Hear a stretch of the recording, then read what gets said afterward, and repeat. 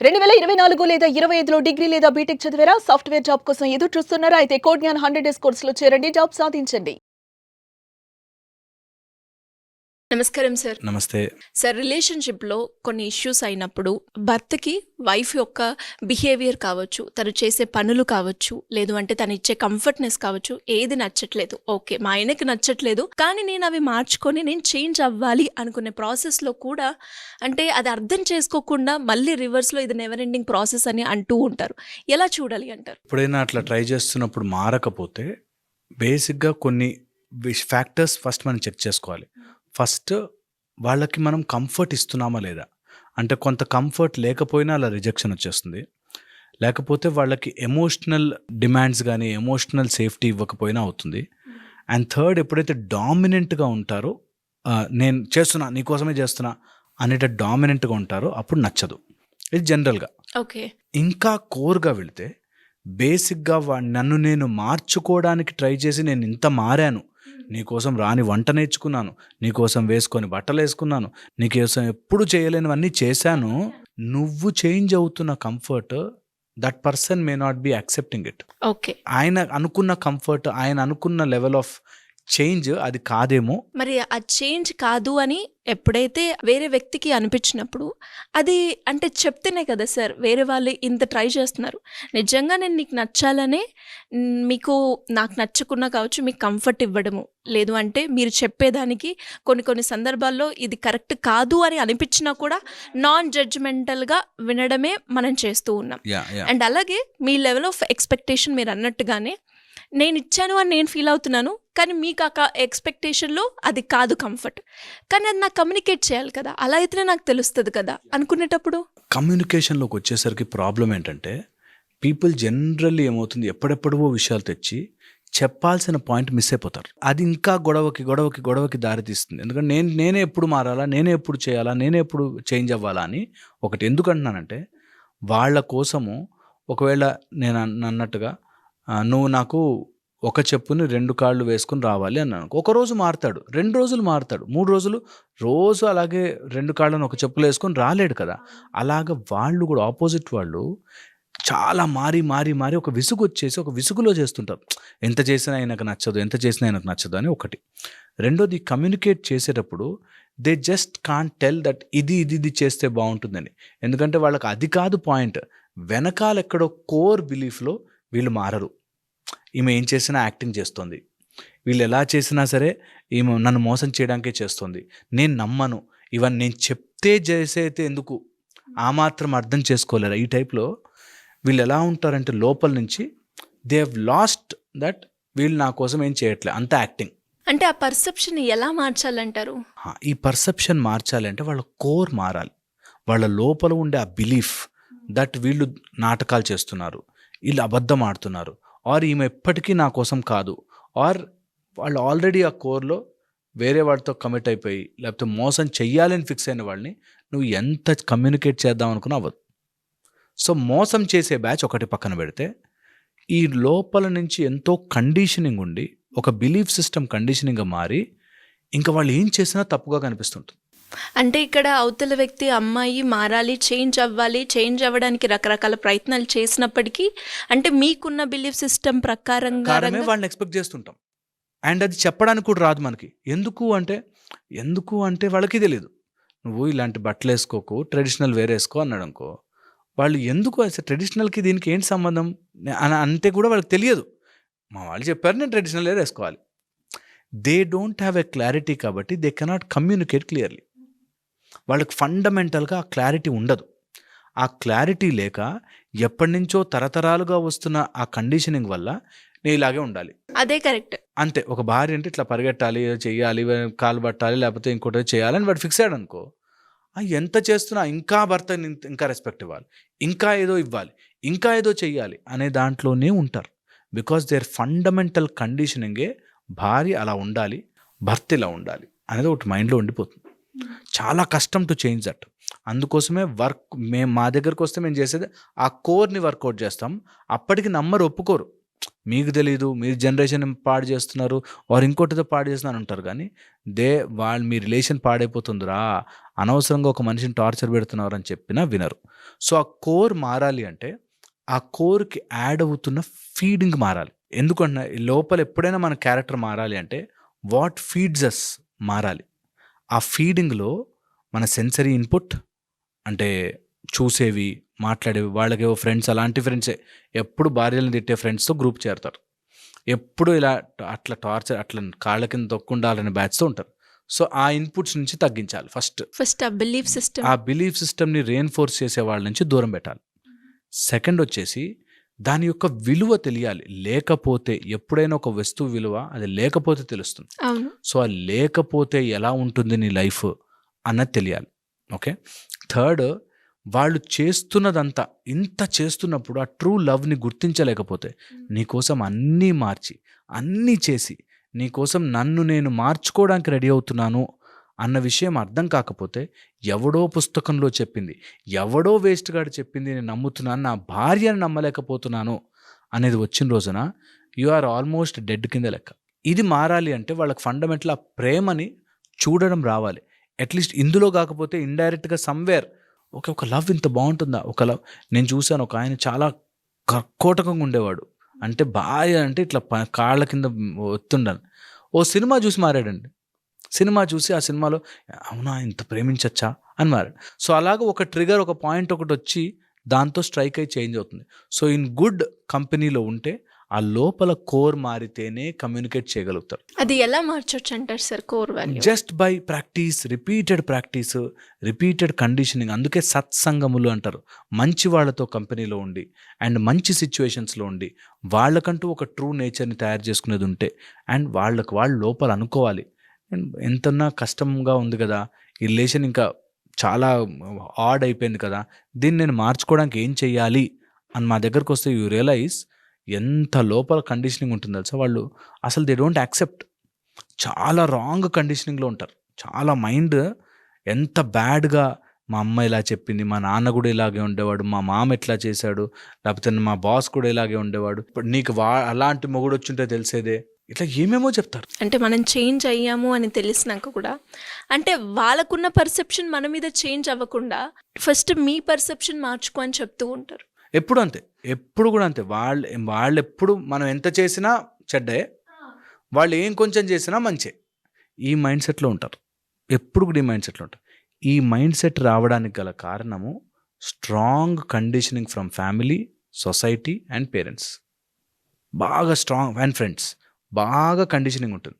అలాంటి వాళ్ళని దూరం చేసిన రోజున, ఆ రియాలిటీ తెలుసుకున్న రోజున నిజంగా భార్యాభర్తల మధ్య చాలా హ్యాపీగా ఉంటారు. ఎప్పుడైతే ఇది రాదో ఆర్ ఇంకా డీప్గా వెళితే వాళ్ళ కోర్లో ఉండే బిలీఫ్ను కూడా వదులుకోలేరు. ఎందుకంటే they feel that is they. ఇది వదులుకుంటే నన్ను నేను మార్చేసుకున్నాను, దానికోసం నేను మారానా, నీ లైఫ్ స్పాయిల్ అయిపోతుంది, నీకు హ్యాపీనెస్ పోతుంది, నువ్వు మళ్ళీ దీన్ని బయట వెతుక్కుంటున్నావు. నీ లోపల మారడానికి ఆ ఇగో అడ్డుపడుతుంది. దట్ నా లోపల నేను మగ మహారాజుని, నేనెందుకు మారాలి అనేది అడ్డుపడుతుంది. చూసారా, నేను ఎప్పుడు కరెక్ట్, వాళ్ళే తప్పు, ఇలా లేకపోతే వాళ్ళు కంట్రోల్లో ఉండరు, ఇలా లేకపోతే అలా ఉండరు అని ఎప్పుడైతే నీకు ఆలోచన వచ్చిందో యు స్పాయిల్డ్ యువర్ లైఫ్. ఆ లోపల ఆ ఈగోని తీసి పక్కన పెట్టాలి.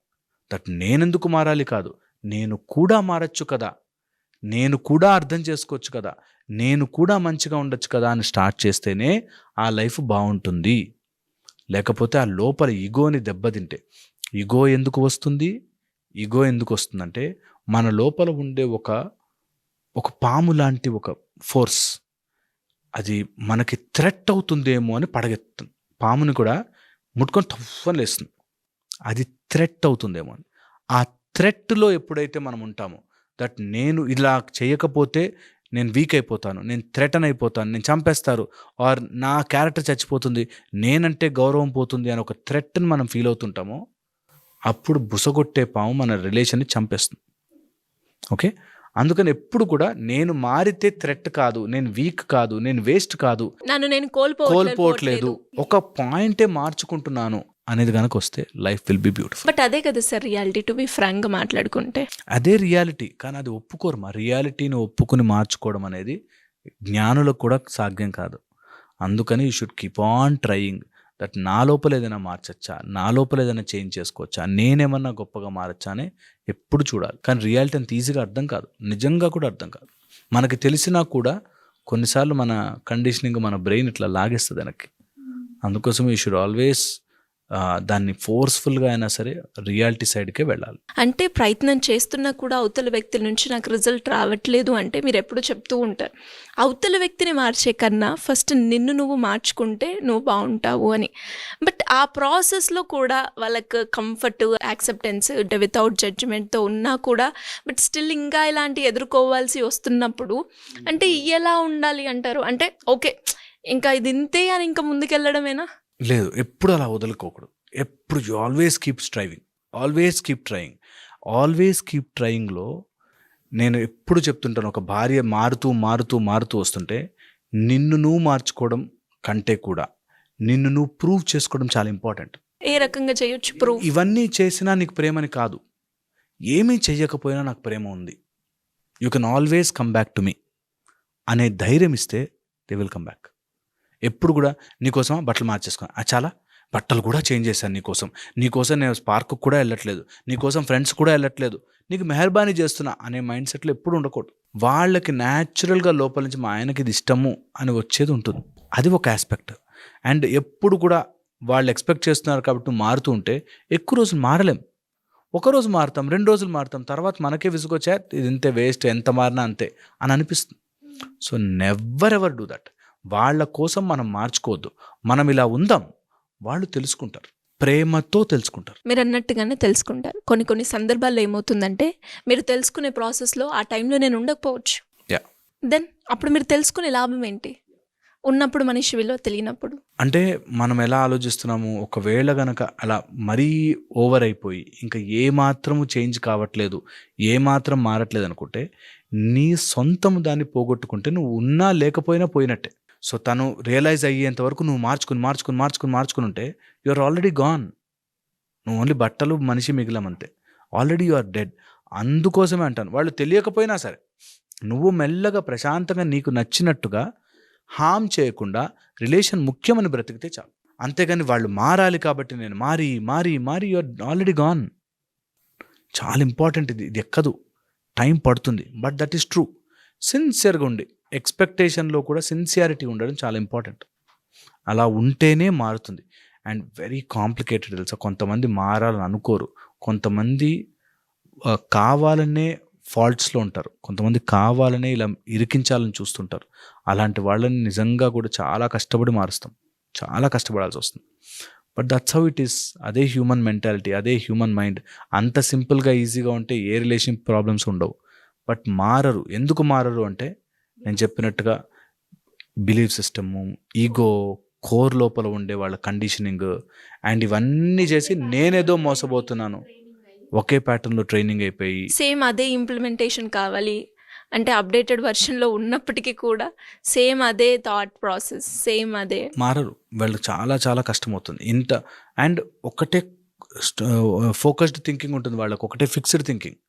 ఇంకా ప్రపంచం ఇంత పెద్దగా పెరుగుతోందిరా, ఇంత మారిపోతున్నాం, ఇంతున్నాం, అయినా నువ్వు ఆ సంకుచితమైన ఆ ఒక్క ఆలోచనతో ఇరుక్కుపోయావే అని ఒక్కసారి గుర్తించరు, రియలైజ్ అవ్వరు. అని చాలా టైం పడుతుంది. అండ్ ఇలాంటి కష్టము ఏ అమ్మాయికి రాకూడదు తెలుసా. వాడి కోసం మొత్తం మారి ఇంట్లో వాళ్ళని వదిలొచ్చి అన్నీ చేసి ఎంత కష్టం ఉంటుంది తెలుసా. అలాంటి అమ్మాయి, అలాంటి కష్టము నిజంగా ఏడుపు వస్తుంది. అరే ఎంత చేసినా కూడా ఏంటండి అలాంటి మనిషి, ఎంత చేసినా రెస్పాన్స్ లేదు అన్నప్పుడు కడుపులోంచి బాధేస్తుంది. అండ్ ఆ బాధ నిజంగా ఏదున్నా లేకపోయినా ఆ బాధ ఏ మగాడికి తగలకూడదు. ఎందుకంటే కడుపులోంచి తగిలిన బాధరా జన్మల పాపం వెంటపడుతుంది. అందుకని ఏదున్నా లేకపోయినా ఒకసారి మ్యారేజ్ చేసేసుకుని కమిట్ అయ్యావంటే వాళ్ళని బాగా చూసుకో, సిరిలాగా డబ్బులాగా చూసుకో, లక్ష్మీదేవిలాగా చూసుకో అంటారు. చాలా చాలా ఇంపార్టెంట్, చాలా important. I'm not physically married but I'm mentally got married with you అని అనుకున్నప్పుడే వాళ్ళ రిలేషన్షిప్లో కావచ్చు, ఒక అమ్మాయి తనతో మారడానికి కావచ్చు ప్రయత్నం చేస్తూ ఉంటుంది కదా. ఇంకా మ్యారేజ్ కాలేదు కానీ కమిటెడ్, అది ఇంకా చాలా దారుణం తెలుసా. ఎందుకంటే ఇంకా కమిటే కాలేదు అండ్ మొత్తం మార్చేసుకుంటుంది అమ్మాయి. రేపు పొద్దున ఆమెకంటూ ఆమె ఏముండదు. ఎన్ని రోజులని మార్చుకుంటూ పోతాం. అందుకే ఎప్పుడు కూడా లవ్లో కానీ మన కమిట్మెంట్లో కానీ you be yourself truly, harm చేయకుండా you be yourself truly, then everything will fall in place. అందుకే మనకి ముందు చూసుకోవడాలు, తర్వాత మ్యారేజ్ చేసుకోవడాలు, 4 ఏళ్ళు టెస్ట్ చేసుకోవడాలు, లవ్స్ ఇవన్నీ కూడా మనకు ఎందుకంటే జీవితంలో ఏరుకుని పరిగెట్టి ఇన్ని కోట్ల మందిలోంచి ఒక అమ్మాయి అబ్బాయి మన లైఫ్లోకి వస్తే దే ఆర్ అస్, మనమే ఒకటే, కలిసిపోయాం. ఏదున్నా కానీ నాకు చెయ్యి వంకరున్నా చెయ్యి బాగాలేకపోయినా నేనే అనేది తెలుసుకోవాలి. ఇంకా లివ్ ఇన్ రిలేషన్షిప్స్ వాటిలో మాట్లాడలేము అసలు. They are all ruined up, half knowledged and చాలా ఘోరంగా ఉంటుంది. సో వీ షుడ్ నెవర్ అలాంటి వాటిలోకి ఏ అమ్మాయి పడకూడదు. అది ఎంత లేటెస్ట్ ఫ్యాషన్ అనుకున్నా అలాంటి వాటిల్లో ఏ అమ్మాయి పడకూడదు. చాలా చాలా ఇంపార్టెంట్. అండ్ ఒకవేళ అలాంటివి ఏమైనా ఉంటే మిమ్మల్ని మీరు కోల్పోవద్దు. ఏ అమ్మాయి కూడా మిమ్మల్ని మీరు కోల్పోయే పని చేయకూడదు. చాలా ఇంపార్టెంట్. ఏ అమ్మాయి కానీ అబ్బాయి కానీ హూఎవర్, మిమ్మల్ని మీరు మీరు be genuine, then everything will fall in place. చాలామందికి కూడా అంటే ఇలాంటి వీడియోస్ చూసన్నా వాళ్ళు చేసేటప్పుడు ప్రాసెస్ ఏదైతే ఉంటుందో ఇక్కడే ఉన్నాను కదా ఇంకా ఆగాలి అన్న మోటోకి రావాలి అన్నది అనుకుంటున్నాను. Great information. Thank you so much. Suman టీవీలో మీ పర్సనల్ అండ్ బిజినెస్ ప్రమోషన్స్ కోసం కింది నెంబర్కి కాంటాక్ట్ చేయండి.